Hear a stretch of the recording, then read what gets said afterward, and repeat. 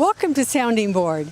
This is a community television program produced by club members of Seroptimist International of Novato. I'm one of those club members. My name is Carole Bennett.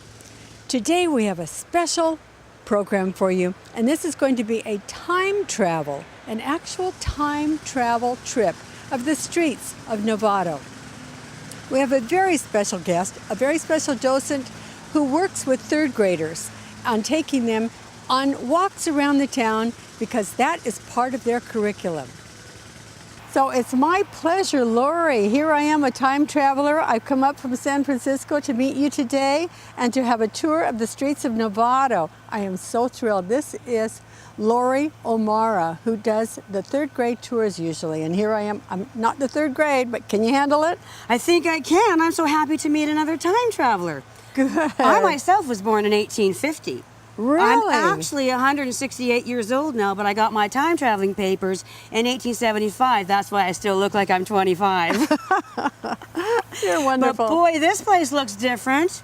I imagine it would, yes. The only thing I recognize is the postmaster's house. And that's it behind us. We did that as a museum tour of that's now become the museum. I say now because I'm talking about the 2000s. That's right. And I understand we're in the year 2018 now. Correct. Things are very different. Yes. So what happened here with you as when you were here? Well, I was one of the first residents of Novato back in the 1800s, the most exciting time when the railroad came to town. It changed everything. That's when Novato really started to boom and grow.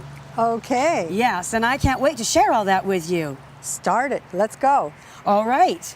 So, Laurie, this building used to be the post office, is that right? Well, the postmaster's house. Oh. He actually lived here, Mr. Henry Jones. That's how it worked. That's how it works. And I understand in this day and age, all the houses have numbers on them, addresses, if you will. Really? And I understand the Yeah. postmaster, or the postman, they call them now, brings the mail to you. That's right. Well, that's just wonderful. We, if we were lucky enough to get mail, had to come to the postmaster's house to get it. And how we found out that we got mail was either reading the paper and seeing our name there and telling us to come here, or perhaps they would ring the school bell or the church bell. We would run there and they would say, "Get over to the postmaster's house, you've got mail." Interesting. So you Yeah. got the news that there was a letter waiting for you In the newspaper. in the newspaper. What a Yes. concept. Yeah. Well- Could you imagine if they did that now? They'd need a whole big volume of newspaper to get all the names in there. Okay, well, next door is, I don't think that's where it used to be, but now right next door is what I think you call the Carlisle House. That is called the Carlisle House. And it's called the Carlisle House because, again, no addresses, no mail delivery, not that many houses in Novato, and all the houses were known by the people who lived there.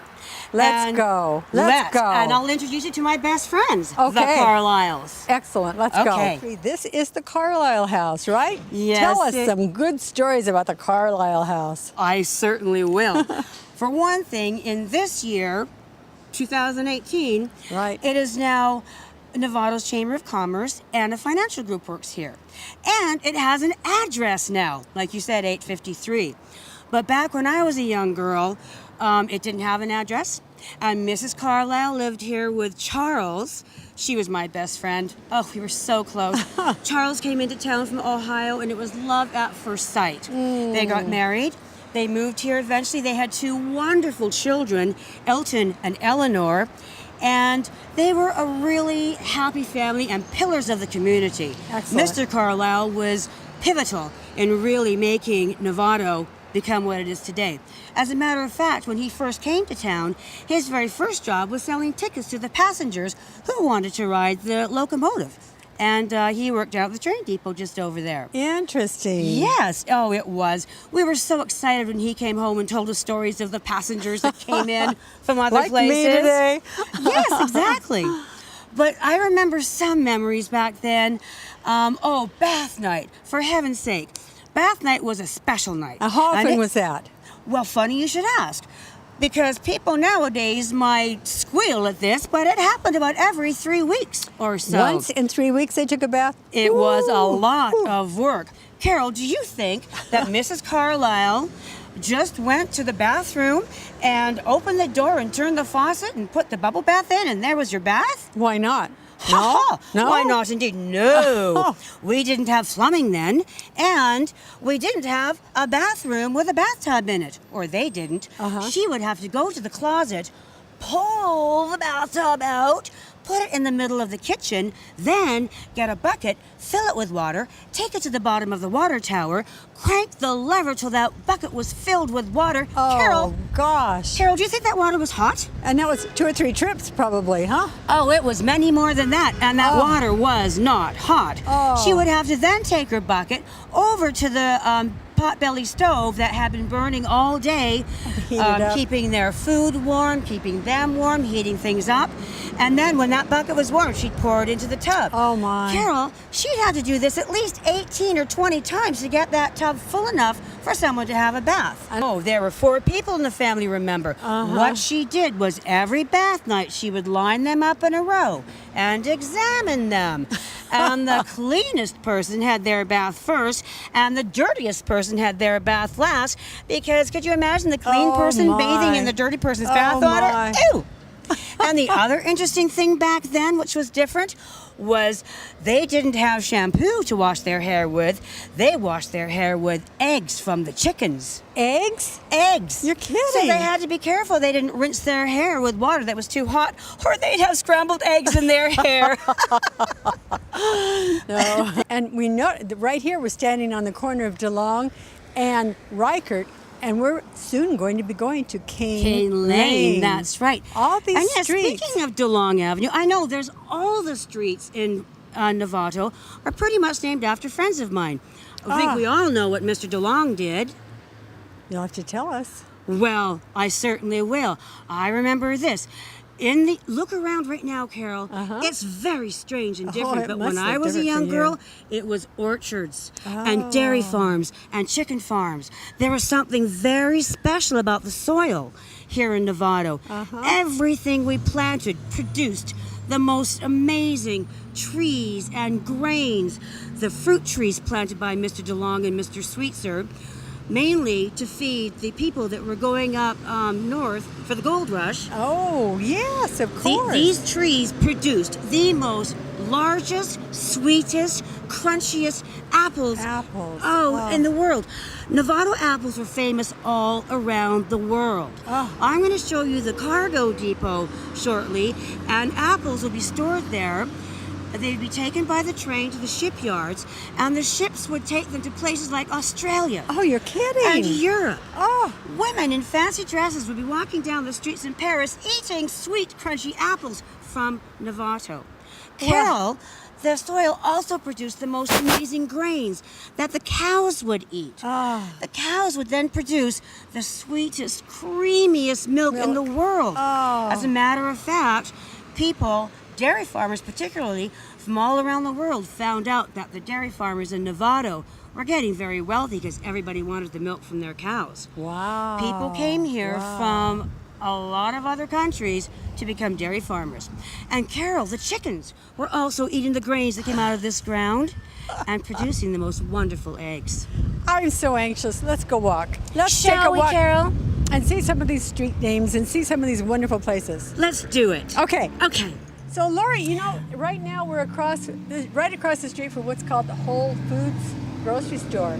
And so if people watching are kind of confused where we are, tell us about, it says Novato's first railroad station. Tell us That's about it. right, Carol. Well, as I was saying before, Novato really started to come alive with the convenience of the railroad coming to town. Okay. I think, as we all know, our first main thoroughfare was Novato Creek, and the schooners would go up and down Novato Creek, bringing us the stuff that we needed to eat and bringing people here. And if people wanted to go to San Francisco, they take the schooners. But then Novato Creek started to fill up with silt and mud and get smaller and smaller. And coincidentally, around the same time, the railroad came to town. Great. You can imagine, Carole, the railroad is much bigger and faster than a small schooner. And Novato is so beautiful. As a matter of fact, back then, when I was a little girl, I remember it being like a spa, an outdoor spa with all the fruit and the animals and the fresh air. People came here on the train to get better if they were ill. And Carole, those people never left. Wow. Yes. And like you said, this beautiful building behind us is the cargo part of the railroad depot. Okay. The passenger part of the depot burnt down, and that's where my friend Charles Carlisle was working selling tickets. And after that burnt down, the whole town got together and we moved the cargo building from over where the train station still is to this day, many depots later. We put this on a big wagon and horses pulled it over here. Really? And then it became a livery stable. A livery stable. Where okay. we stored horses and buggies. Interesting. Yes. Now, right down the street here, Yes. if we go all on the back lot of the Whole Foods store is what? It's another building, a blue building. What's Yes, that? my friend Mr. Yelmarini's saloon. Oh, Carole, what a story I have to tell about that Whoa, place. let's go. Let's go. Here we are, Laurie, standing in front of two buildings, Yes. and one is a darker blue building and the other is a gray building. So tell us about what goes on, what went on behind the scenes there. This blue building was built by a friend of mine named Mr. Abraham Yelmarini. Now, remember I told you that people all around the world were reading articles in the newspapers about the dairy farmers in Novato and how they were doing so well because their cows were producing such wonderful milk? Mm-hmm. Well, Mr. Yelmarini was a dairy farmer in a far-off place called Switzerland. Oh, And one really? day, he was in his Swiss chalet, drinking his Swiss Smith's hot cocoa, reading his Gazette, and on page 17, Carole, there was an article about the dairy farmers in Novato. As soon as he read that article, he sold his dairy farm in Switzerland and came right here. Now, mind you, Interesting. the railroad wasn't here yet, so he had to take a ship to back east, where he took the train as far west as he could, and then he made the rest of the trip by stagecoach. He came Interesting. here, bought himself a little dairy farm, and did very well. But he had to bring his big tins of milk down to Novato Creek where the schooners could take them for sale. Then years and years went by, and as I said, the creek filled up with silt, and the railroad did come to town. And all these people were coming here, as I said, and not leaving.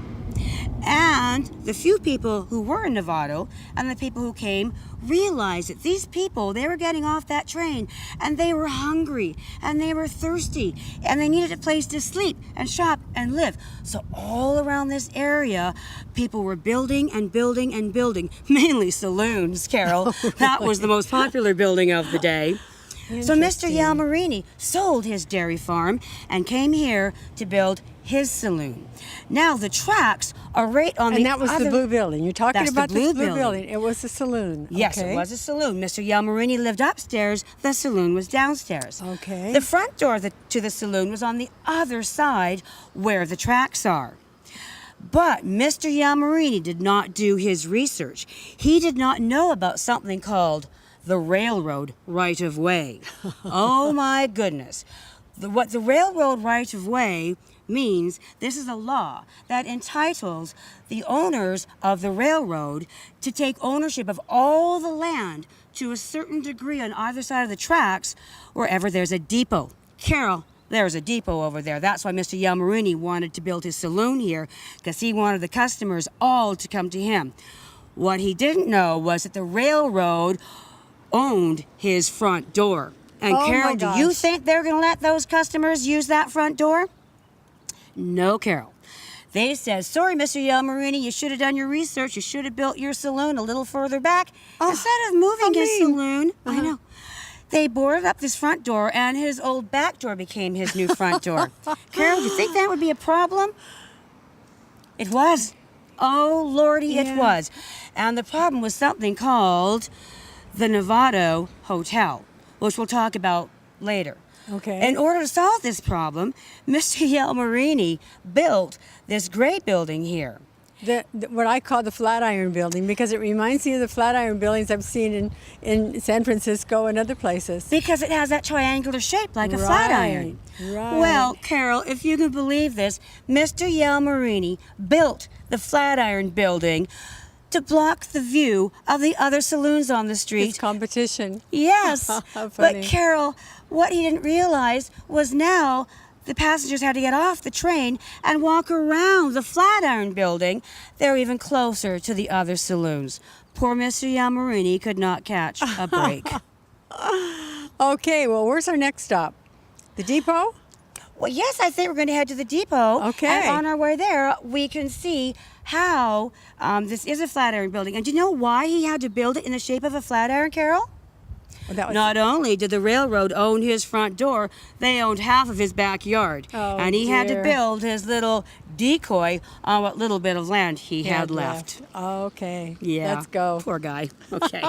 So this is a different angle of the Flatiron Building. I love it. Yes, it is, Carol. You can see from this angle how it is shaped like that triangle I told you about. Right. Which Mr. Yelmarini was forced to build it in that shape because the railroad had his land. Right. Yeah.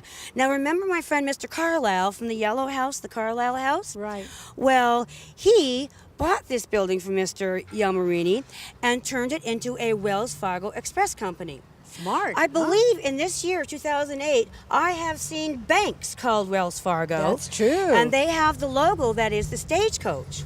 That's because they started out being a package delivery company and they had the stagecoach.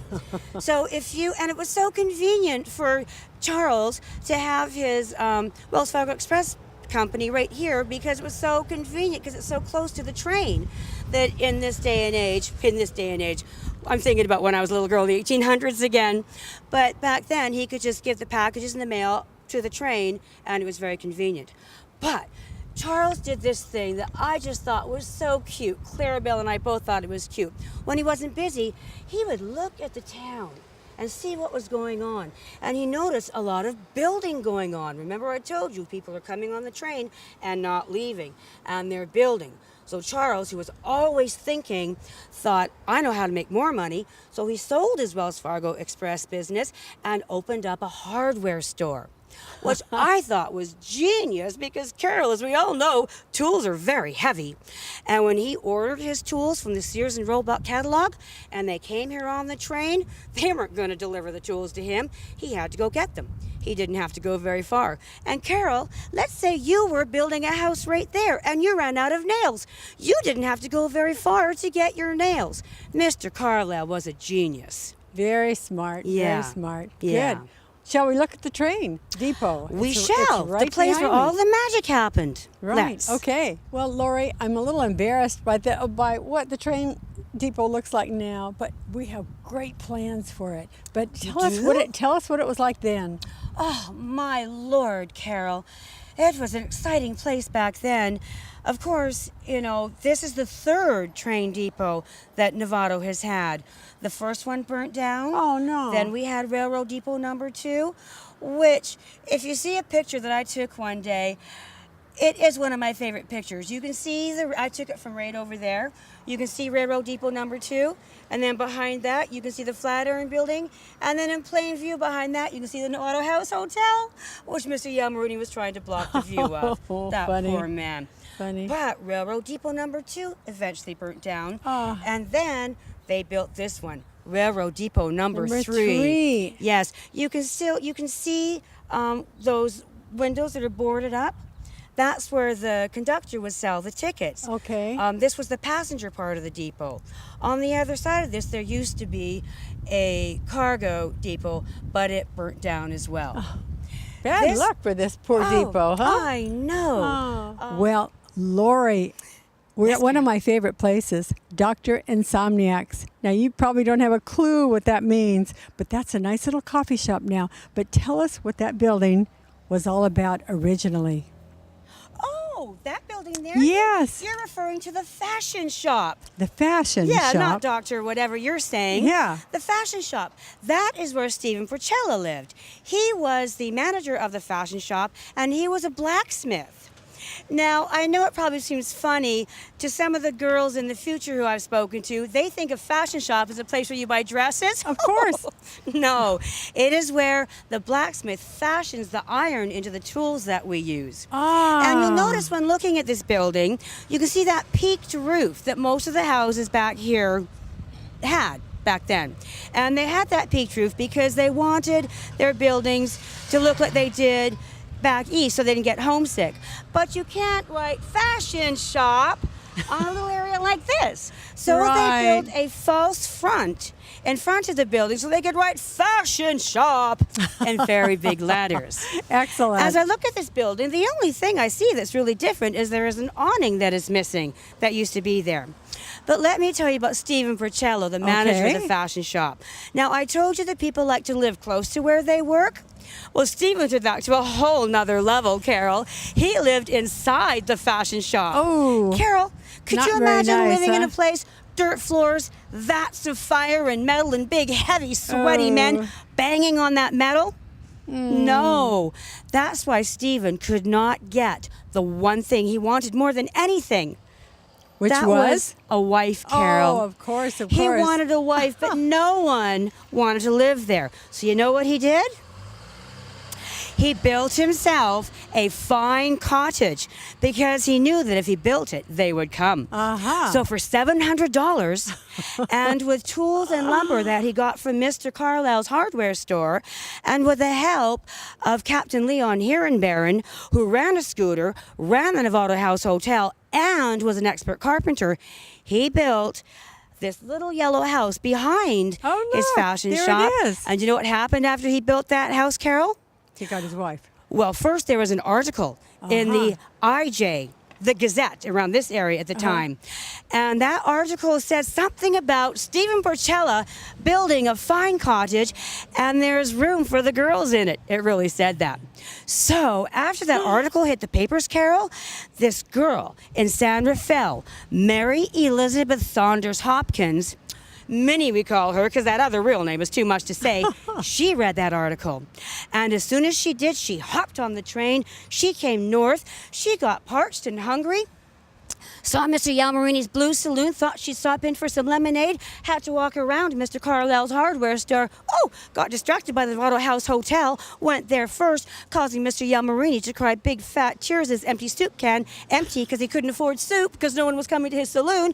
And then she came here and met Stephen. And you know what Uh-huh. Stephen said when he met her? Instant love. Instant love. It had to be. It had to be. Well, it was the house, I think. All the girls loved going to tea at the new Porcello house. Oh, So they got fabulous. married and had a daughter, Enid, who was just the joy of the town. Good. Yeah, great family, great man, and he did great work. Let's walk on down Grant Avenue here. Was it called Grant Avenue then? Well, after one of the wars, if I can remember, it was named after a man named Ulysses S. Grant. Of course. A lot of the towns around here had a main street called Grant. Before that, Carole, it was simply called Main Street. Main Street. Well, let's take a walk down Main Street then. Let's. So across the street, Laurie, Yes. I see one of those false fronts again. Oh, yes, you're probably referring to Charles Carlisle's hardware store. Uh-huh. Now, I know I did tell you, Carole, that the Flatiron Building became Mr. Carlisle's hardware store, but we have just walked up. You can't tell because everything looks the same, but we have walked up quite a few years in time, and Novato Interesting. now has cars of its own and families. Remember when we met Enid Porcello? There's lots of children here and women, and Mr. Carlisle needed a bigger hardware store. Now he's selling car parts and Oh. Wedgwood Ovens, stoves and yes. things, yes. But let's not forget about Mrs. Carlisle. You know, woman power was evident.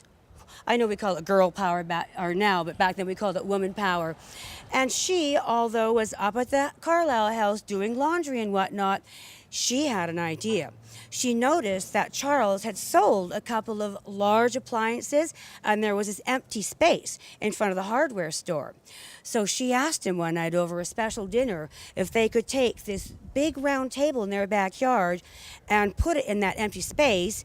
And she got a beautiful lace tablecloth, and she went and got her Sears and Roebuck catalog, and she ordered things that came on the train, like doilies and teddy bears and toys and wagons and dollhouses. How Now sweet. the women of Novato are having a place to shop too. For the first time? For the first time. Wow. But Mr. Carlisle still liked his shirts laundered, so thanks to Al and Will, they had a telephone.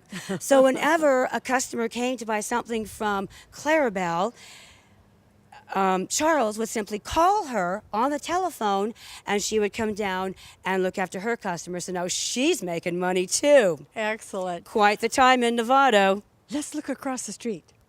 Okay? Okay. So here we are in front of Grazi's. Now it's a real popular restaurant, but I know it wasn't then. It was probably what? It was Hamilton Brothers grocery store, huh? That's right. That's where all the activity happened. And you said there was a bank around here? I did, Carol. Can you find it? I'll tell you what, the bank was built in 1913. Wow. That's a history mystery clue. And it must be that one across the street behind me because it is made of brick to look strong and protective. And the big bad wolf couldn't blow it down. And Carol, as you know, a lot of the wooden buildings were getting burnt down back then, yeah. especially before electricity, when we had gas lamps and a lot of saloons. Yeah, trouble ensued. But yes, that is the bank, and Novato needed that after everybody started becoming so successful after the train came to town. And right down the way, we have another building we're going to look at. Let's go. Let's. I love this building. This has really been cherished. It's now called Nine Corners. It's a very special place. Oh. But tell us what it used to be. Well, for one thing, I only see 4 corners on it, so 9 corners, that's very interesting. It's a different century, though. This used to be Mr. Hamilton's house. Now, back across the street from the bank was Mr. Hamilton's grocery store. And you know how I told you people live close to where they work? Well, Mr. Hamilton's house was right here. As a matter of fact, just on the other side of his store was his garden, his prized vegetable garden. And then in the back of the store was an ice cream truck where he sold ice cream to the children. Now, Mr. Hamilton was a very smart businessman, but Carol, let me tell you, he was a little paranoid. He believed with all his heart that when he went to bed every night, he would get burglarized. So you know what he did? Oh. I'm going to tell you. Carol, this is even before the time of electricity. Remember the Kane brothers brought electricity to town in 1911? Well, before that, Mr. Hamilton had an idea. He took a very, very, very long piece of string to which end he tied a bell. And he tied the end with the bell to his bedpost. Then he let the string go through his bedroom window, over his vegetable garden, into the back door of his store, and he tied the other end of the string to the inside of his front door. So that whenever a burglar would come, Carol, the string would trip, the bell would ring, he'd get out of bed, he'd put on his pants, he'd get his gun, which I know is frowned upon these days, and he would get that burglar. But The Carol, First burglar alarm system. right here. Amazing. But you know what was normally tripping the bell? The rodents. He hardly ever got burglarized, but Nothing's we thought he changed. was very smart. So across the street, I'm looking at the church. Everything was so compact. Well, Carol, there wasn't a lot of people here. Yeah. And yes, it was a very small town.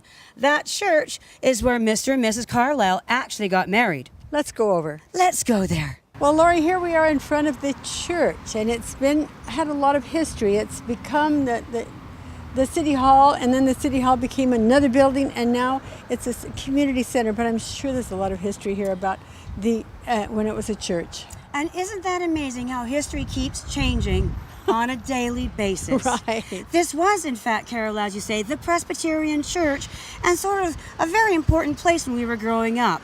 Almost everybody in town got married here. Oh my gosh. The wedding between Clarabelle and Charles Carlisle was broke your heart. beautiful. Uh-huh. No, the wedding that broke my heart, Carol, was Al and his Oh, wife. I didn't okay. even go to that Oh, wedding. dear. I was too brokenhearted. Oh, yeah. But it was a beautiful church. But we're actually standing here on the corner of DeLong and Sherman, and we're almost back where we started, but there's another building there, that gray one. Yes, there is, Carole. Now, that's a special building, too. That was actually the house where our very first doctor, Dr. Kurzer, came to live. And that house wasn't there when Dr. Kurzer was here, or when he first got here. He had Captain Leon Herrenbaron build it for him. And do you know, Carole, that back when I was a little girl, they would come to your house to look after you? I understand now you have to make appointments To and go to have the something doctors. called insurance. It's crazy. Well, I don't know if you can see it because you're coming from a different time era, but from my point of view, right behind me is a brand new city hall, and it's been built with a lot of respect to the old, with the colors and everything, and it's just really nice to see the then and the now side by side. And it just said it was a place for us to wrap everything up. And speaking of that, I have been holding this little book in my hand all this time, and it's called Then and Now Novato, and it's for sale in the Novato museums, and it shows all these beautiful pictures that you've been talking about. I took a lot of them when I was younger. Oh, did you? Yes. You were the one. I was the town Fabulous. photographer in the Oh, 18 I'm and so early excited. 1900s. Yes, So- I'm proud of them. And I want to thank you, Laurie, so much for being here today. And I want to thank the crew for being here. And I really especially want to thank you, the audience, for being here and following us along in this crazy adventure in time.